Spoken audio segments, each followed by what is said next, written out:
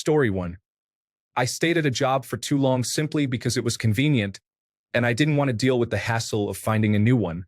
Looking back, it took a toll on my mental health. Story 2. Watching my mom slowly lose herself to dementia. Every morning I wake up wondering if today is the day she will no longer recognize me. Story 3. The cycle of work, sleep, repeat has been my life for 27 years since graduating from college in 1998.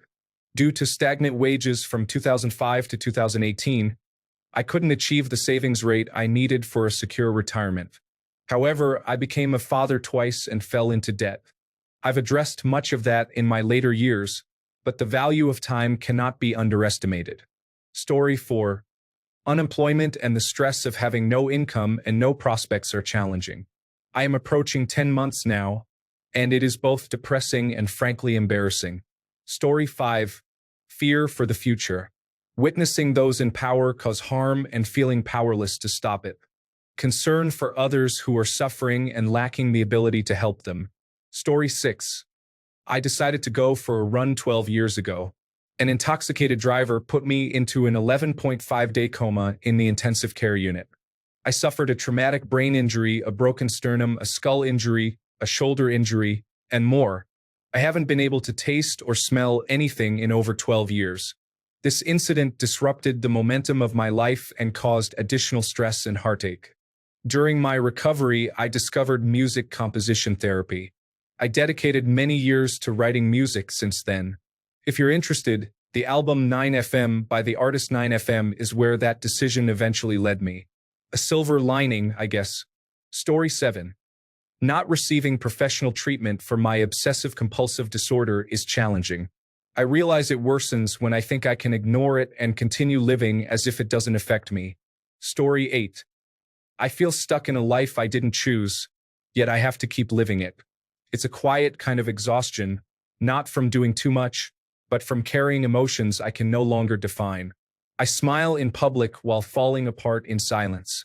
I go through the motions, but part of me is slowly fading inside. It's the weight of pretending I'm okay when I'm not, and I don't know how to fix it. Story 9. It's a good feeling watching my daughters grow up. My sister has a new baby, and every time I hold her, I am flooded with memories of my daughters when they were that small. I cry every time. Story 10. Overthinking everything has been a struggle for me. I hid my feelings from my friends and my husband for months before I finally snapped and became extremely irritable.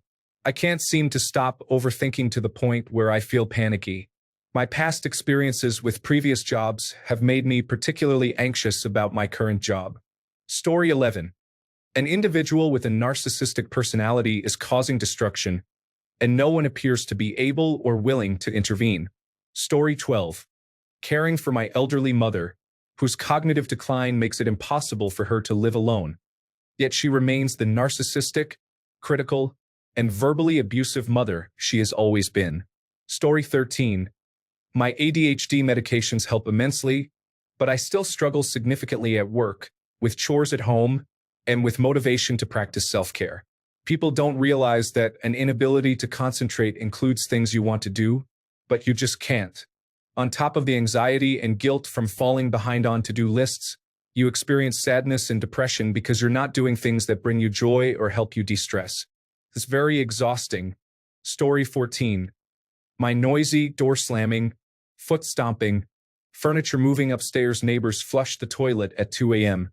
I have not gone to bed early once in 5 years because I have to wait for them to stop moving around before I can relax. Story 15. I am not moving away from my hometown. Do not misunderstand me. I love my town, but I dislike big cities in general because they cause me stress. I believe that the countryside is better for my mental health, but for various reasons I do not move to a village and stay in a big town, although I know this affects my mental health every day. Story 16. Trauma and grief. 6 years ago, I lost my job after about 5 years, as part of a restructuring process. 2 weeks later, my mom was diagnosed with stage 4 pancreatic cancer. 2 weeks after that, she passed away. I was the one who decided we needed to make my mom comfortable, as my dad and brothers didn't have the strength to make that choice. She suffered 3 strokes in 2 days and couldn't even open her eyes. After she passed, I became a completely different person. I experienced panic attacks and random nervous breakdowns, including one at work that forced me to curl up in a bathroom stall while I talked on the phone with my wife for support. I've made significant progress, but there are still moments that hit me hard. Talking to someone, whether a friend, loved one, or spouse, works wonders. Don't keep it inside. Story 17. I feel like I am not doing enough, even when I am exhausted. That constant pressure to be more eats away at any peace I try to find. Story 18. Invisible disabilities and the strength it takes to not be destroyed. As a partner and mother, I refuse to bring my family down, but I am tired. Story 19. My lack of motivation combined with my depression has made me complacent in life. I have tried various hobbies, video games, cooking, meetups, talk therapy, and medication. I am doing everything I can to get out of this rut, but even with consistency, I feel unmotivated and sad. Additionally, the last 2.5 years of my life feel like they have vanished. Story 20. Not working out. I have just enough free time to fit in a workout every day, but I never commit to my goals. I get too lazy after work.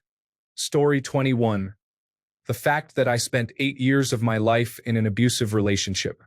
If I had been better at saving my money, I would not be in debt right now. Story 22. Ulcerative colitis and the lack of a proper safety net at my job concern me. I hope I do not lose my job due to a medical condition I cannot control. Story 23. I have a comfortable job that provides a good life for starting my family, but I dislike it. I also feel trapped in a sales career because nothing offers the same compensation as I receive now, and I am not quite qualified for many other things I would like to pursue. Story 24. I do not live in a warm area. I reside in the Midwest and have always struggled with seasonal depression and feeling cold. I wonder how different my life would be in Florida, but I cannot bear the thought of leaving my family behind. Story 25.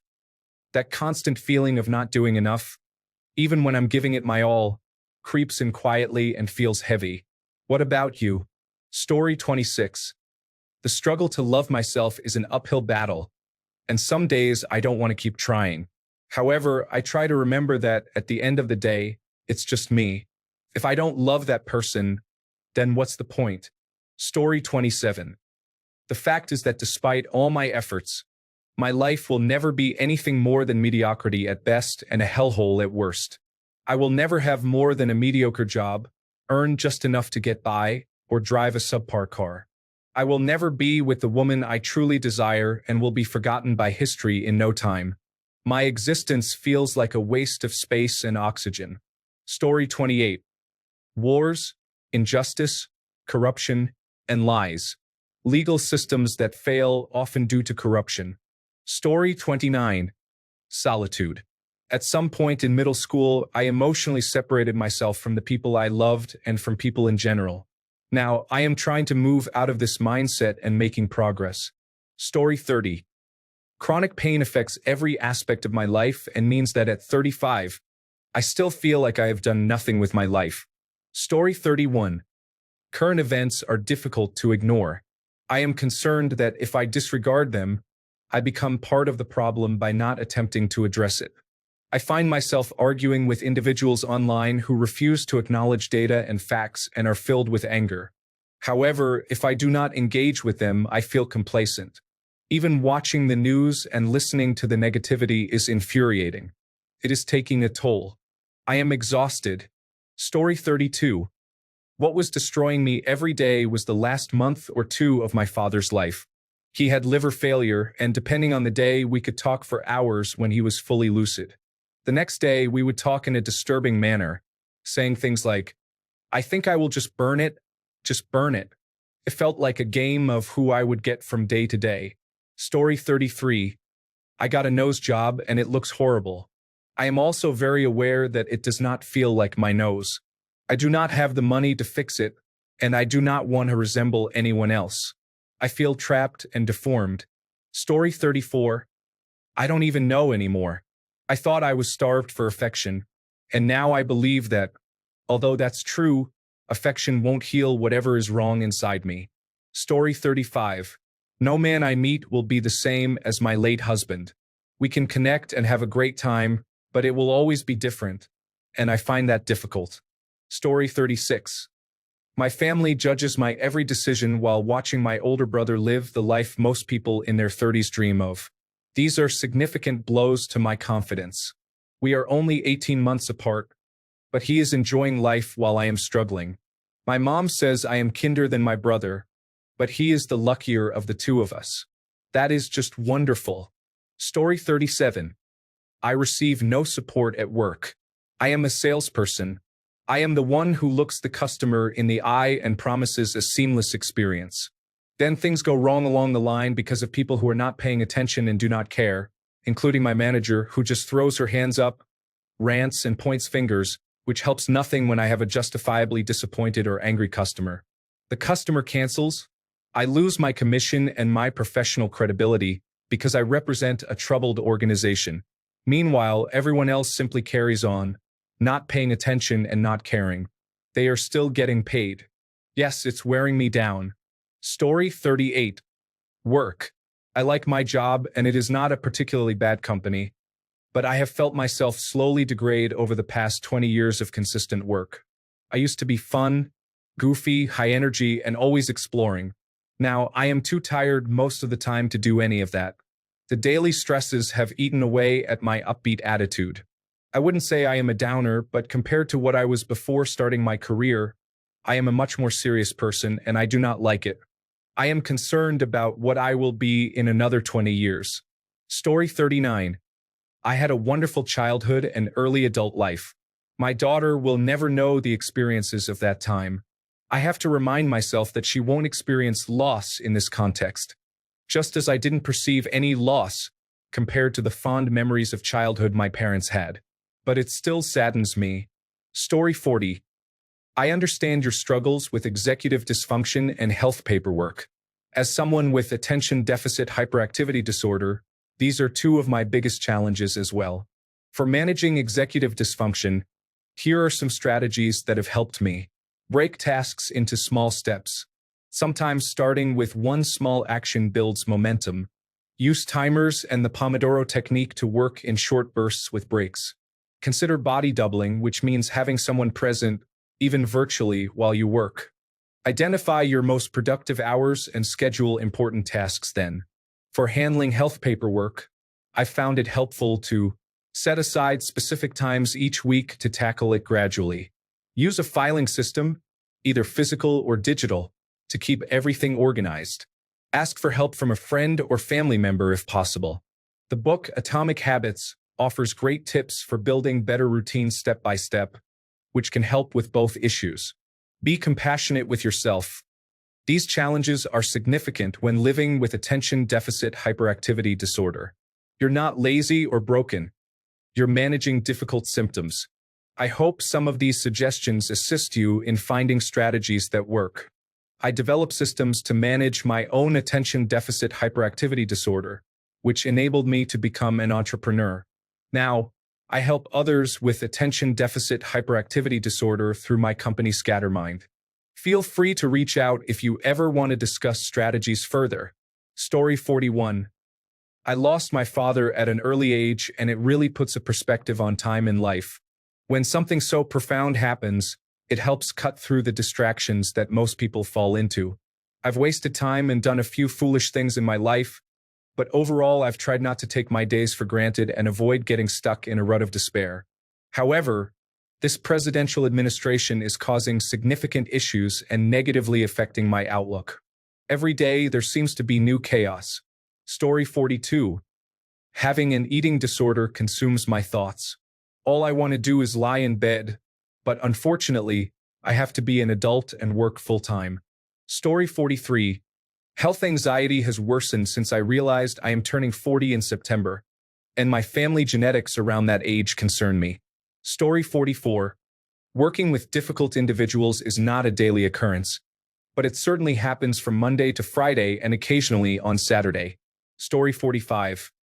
My job is not soul-crushing or anything, but I have to lift heavy boxes pretty often, and my back is killing me more every day.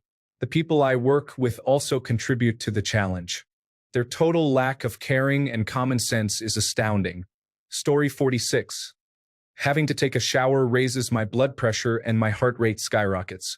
I need a lot of time to recover afterward. Story 47. Not feeling adequate. I reached the goals I had set for myself, but now I find myself uncertain about what to do next and struggling to find purpose in anything. Story 48. I am spread very thin and cannot put all of my energy into anything. I feel like a bad employee, parent, student, and person. I'm slowly failing at everything a little bit. I am failing myself the most because after working, studying, parenting, and managing chores and bills, there is absolutely nothing left for me. Story 49. Working constantly on little to no sleep. I have very little work-life balance, but it is self-induced. Story 50. Feeling like my spouse is going to die every day due to stage 5 kidney failure and not being able to do anything is the worst feeling. Story 51. I look in the mirror and see my mom's face staring back at me. She passed away last year, and now every morning, I notice another feature that reminds me of her. Story 52. Those last months have been difficult.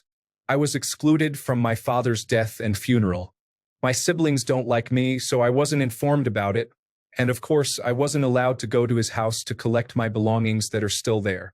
My father was a terrible man, but that doesn't make things any easier.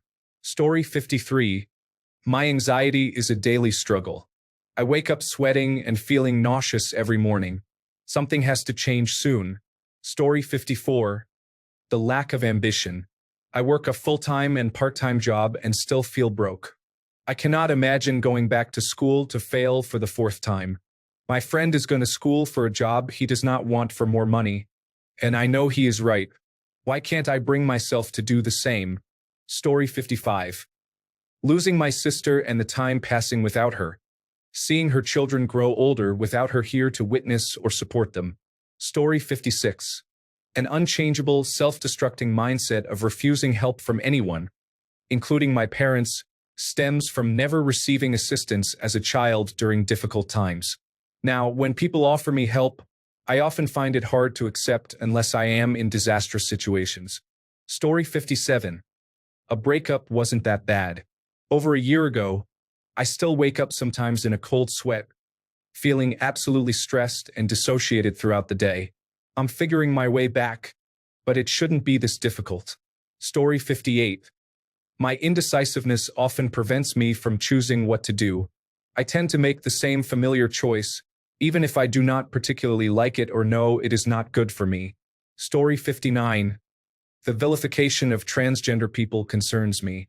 I am already worried about climate change, nuclear war, the rise of fascism, and paying my bills. Why should I also have to face daily slurs and the occasional threat of violence or sexual assault? Story 60. Working and sitting over 37 hours per week. Not spending enough time outdoors, moving, and in nature. I feel like my life is slipping away from me to earn a paycheck. Story 61. My weight has become an issue, and no matter how difficult it gets, I struggle to motivate myself to make changes. I often wonder what it will take to finally achieve this. I have mobility problems, receive disability assistance, a torn anterior cruciate ligament that cannot be operated on, arthritis in my other knee, joint pain throughout my body, diabetes, and lymphedema. Despite all this, I still find it hard to truly care. Story 62. Sitting at a desk all day, I want to move and create.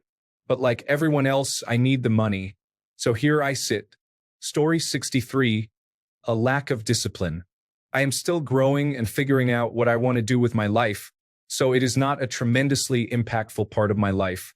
However, it is still affecting me as I reach adulthood. Story 64. The fact that inflation is persistent with this debt-based monetary system, and it is only going to worsen over time. Story 65. I'm tired of fake online connections, but everyone is so wrapped up in their own issues that they can't just relax. Story 66. Neuralink and several politicians are complicit in a human trafficking ring. This situation is nonpartisan and has harmed the United States. Story 67. Choosing what to study is overwhelming. I don't know whether to pursue architecture or dedicate myself to music. and it is something that occupies my thoughts every day. Story 68. My long commute is probably my biggest dislike nowadays. I have been doing it for over 20 years. I only work 3 or 4 days a week, 12-hour shifts. However, my commute is over an hour. I leave for work at 4:30 a.m. and get home about 7 p.m. The long commute is a result of the choices I made. I used to live within 15 minutes of work, but I have only a couple of years left before I retire. Story 69. Poverty affects the food I eat, as unhealthy options are often cheaper than real food, which can be unavailable. It impacts my sleep due to worries about finances, how I socialize since I can't hang out with my more stable friends who have disposable income, and even my outlook on the future. I earn under $20,000 and will never be able to afford an apartment on my own, a vacation, a cruise, or a new car. My retirement fund is non-existent. I feel I will leave this world without having enjoyed my time or made an impact on anyone. Story 70. Chronic illnesses are disabling me from living any sort of normal life. At 27, I had to begin filing for disability. The pain, exhaustion, and sickness are overwhelming. Story 71. I feel really fortunate. This year has been challenging. However, I have a new job starting soon, and I am also excited about my new relationship. Keep moving forward. Story 72. My partner has changed me so much that I no longer recognize myself after everything he has put me through. Story 73. Food. Seriously, I'm not grossly overweight, but I can see that I don't look right. I'm health conscious, but food is my downfall. Eating is going to be detrimental to my well-being. Story 74. My inability to say no. I keep taking on everyone else's problems and responsibilities because I feel guilty about declining. At this point, I am managing 3 different projects at work, helping my sister plan her wedding, and watching my neighbor's children twice a week. Story 75. Chronic pain and illness leave me feeling trapped and unable to create a better life for myself and my daughter. I can't pursue my dreams, earn a living, or be the best version of myself every day. With housing being so unattainable in my situation, I wake up every day in this difficult reality, knowing that it may not improve under the current government. What is the point of all this? Story 76. Never feeling loved despite caring for others so easily. Everything in my life is falling apart. I am witnessing it all change into something I no longer recognize, and I just know this will be the end of me. Story 77. My child has attention deficit hyperactivity disorder and is on the autism spectrum. Every day, I wake up with guilt about not doing enough, not being enough, or not having enough patience. I understand that I am responsible for my feelings, but feeling guilty about being too much or too little each day is overwhelming. Slowly, I am working on it. Story 78. Car accident. I feel dead inside and out, and my head is rattled so badly that I probably won't even remember this after I type it. Story 79. Sleeping with my mouth open. I have known I was a snorer for a while, but I only really realized how bad it was at about 23. It's not good to spend so much of your life with your mouth dry and hanging open. I'm a little worried because I know it's harmful to my dental and oral health. I might have to start taping my mouth like that one TikTok user. Story 80. I feel a conflict between my religious values and the way I live my life. It is a constant mental struggle. Story 81. Traffic on the way to work. Not even the demands of work are more stressful than morning traffic in the city. Story 82. Realizing how unfair the world is and that everyday justice becomes increasingly different for the powerful. Story 83. Being the sole emotional, financial, and physical support for many people without being replenished. Story 84. Being exceptionally skilled at my job while observing some unremarkable colleagues receive praise for doing the bare minimum. Story 85. Student loans. At 18, the promise of a great life was something I couldn't refuse. My father didn't graduate high school, and my mother studied cosmetology. It was important to them. I didn't want to struggle like I saw them growing up, so I pursued my education. It became the single biggest mistake of my life. Story 86. I had a traumatic brain injury and subsequent severe post-concussion syndrome. I never thought a mild medical condition could completely destroy my life like this has. The personality changes and constant irritability make me not want to be around myself anymore. I hate who this has made me. Story 87. My commute to work typically results in spending about 14 days in traffic each year. This estimate is conservative, considering vacation time and other days off. Story 88. It may not sound like much, but it's the boys in my class. They constantly cross boundaries and do just enough to enjoy the benefit of the doubt. It's quite exhausting at this point. Story 89. Watching my peers thrive financially and professionally while I have been stuck for years finishing a Doctor of Philosophy degree that I will have no use for after almost failing it due to burnout and mental illness. Story 90. Other people have needs and wants. My husband and I are extremely busy, and everyone wants something from us. I wish we could be incompetent and unreliable. We need to say no more often, and those people should be accepting of that answer. We are both self-employed with separate businesses in 2 states. Story 91. My ever-worsening mental health slips a little more each day.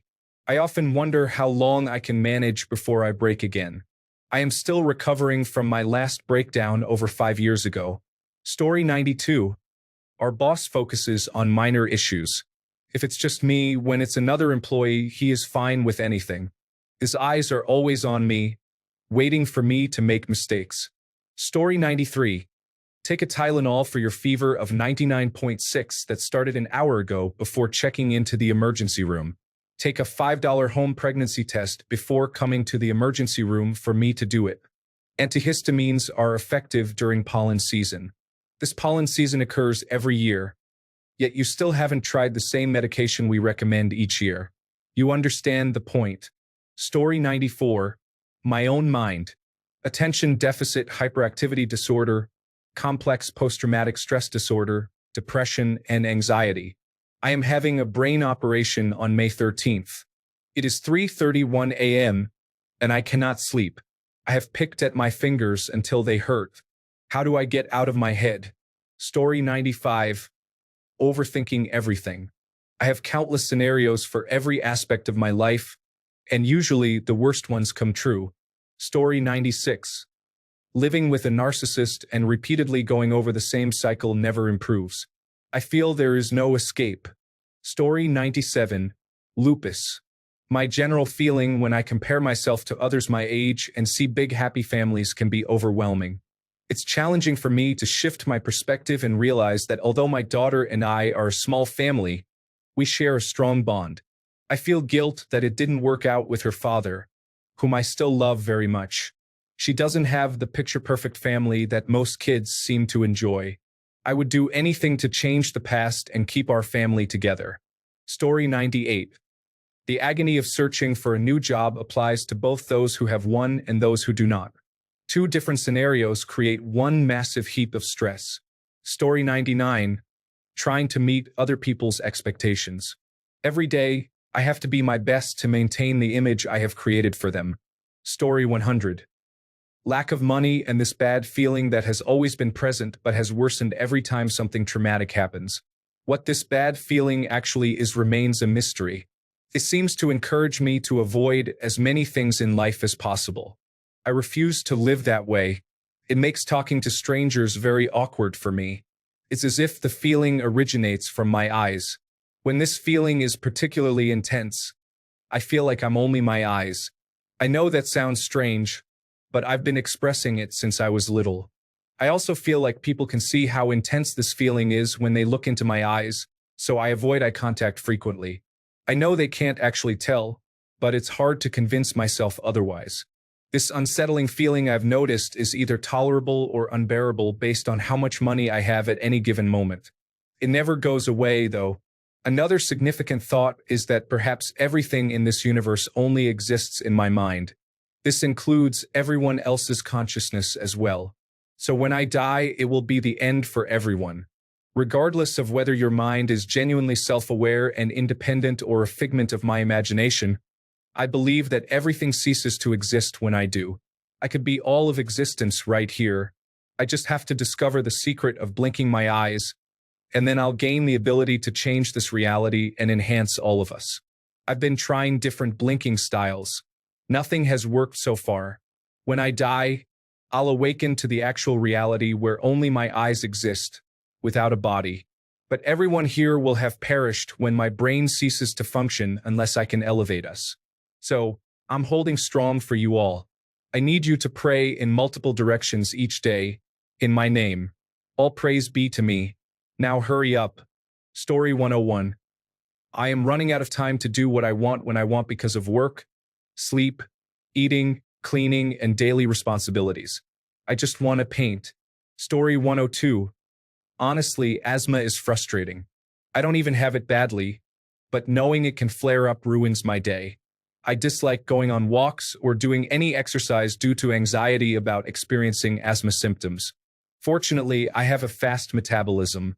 I used to be very productive before asthma, but now it feels like it weighs me down. It's always in the way, and I tend to fixate on it too much. Story 103. I feel unsure about which path I should focus on or what direction to take in life. I'm in a strange phase where I feel overwhelmed and ready to start fresh, but I can't quite make the leap. Story 104. The weight of global economics, leadership, inequities, and war is oppressing my daily life. Story 105. I am deeply in love with my boyfriend, but he does not seem to have feelings for me and appears to be settling since we are roommates. Even though I am self-aware, I admire him so much that I can't bring myself to stop loving him. I would do anything for him, even if he wouldn't do anything for me. Story 106. Continuing to give energy to my ex who cannot take accountability for his actions. Ultimately, I am my own worst enemy for not ending it entirely. Story 107. I was involved in the death of a woman. She had a brain aneurysm and was driving at 70 miles per hour on the wrong side of the highway. We collided head-on. The accident occurred in December 2020, and life support was discontinued in July 2021. Story 108. I live with a married couple, and the wife makes me very anxious. She doesn't communicate openly and has outbursts like a toddler when things don't go her way. She has difficulty handling my autistic son, so we stay downstairs in the basement, which is our room.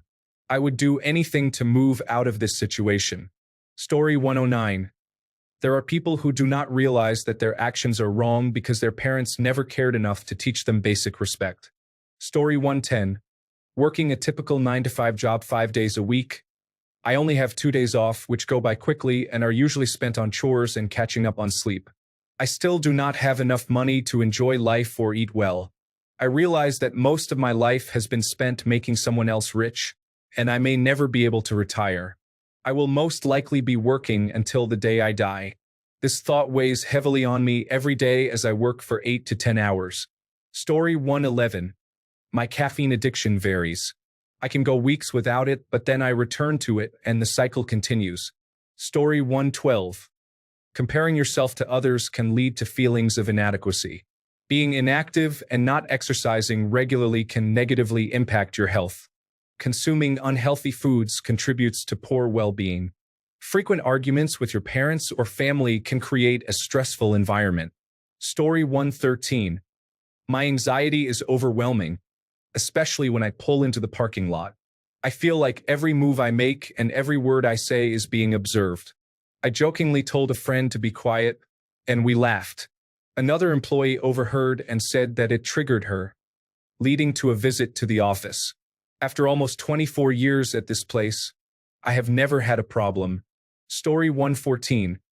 My restaurant's food costs fluctuate significantly post-COVID, while our menu prices cannot keep up.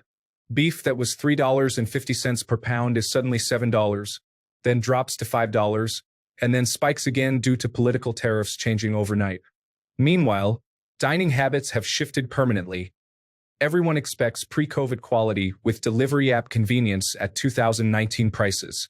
After 5 years in operation, I constantly face the dilemma of serving food I am proud of at a loss or cutting corners to survive another month. Story 115. The Republican Party and Trump are destroying the dignity and international goodwill that this country once had. Also, the economy is suffering. Story 116. I am an insulin-dependent diabetic. I am engaged and getting married later this year. Every time someone asks how soon we will try for a baby, it bothers me. I am not ready to be a mother yet, and alongside my diabetes, I have other issues that may affect my fertility. I just wish they would leave me alone. Story 117. Going to school and working 3 jobs while trying to manage and take care of everything else, including myself. Story 118. I am unable to have a baby, despite all the money and time I have invested. I know a baby won't fix everything, but I have always dreamed of being a mother. Story 119. Life can be challenging. Nothing seems to go right, and it often feels like I am living under Murphy's Law every day. I am preparing for retirement once I have a few things in order, hopefully within a few months. However, to be honest, I currently feel exhausted and would prefer to pass away peacefully in my sleep. Story 120. My back is hurting. Getting older is surprising in how the body can turn against you, even if you have been fit for most of your life. Story 121. Poverty in the United States is a significant issue. I am disabled and suffering from an illness. My spouse is battling stage 3 breast cancer. Before I lost health insurance, I underwent a screening and was advised to have a more comprehensive evaluation due to concerning results. I am uncertain whether cancer will take her life first or if I will become severely ill, but we are already unable to afford food, and there is a strong possibility that food assistance and Medicaid will be cut. I support both of us on a single monthly disability check, which will soon be reduced due to student loan garnishment. I often wish I could escape this situation. Story 122. I live with my ex and have given her significant control over my life, and we are staying friends. Story 123. I am well but struggle to admit to my family, co-workers, and everyone around me that I truly need to rest. I am finished, completely exhausted. Real men don't cry and all that. Yes, I know they do. My brain fails to acknowledge this. Thanks a bunch for sticking around till the end of the video. Remember to subscribe, and until next time, stay awesome and goodbye.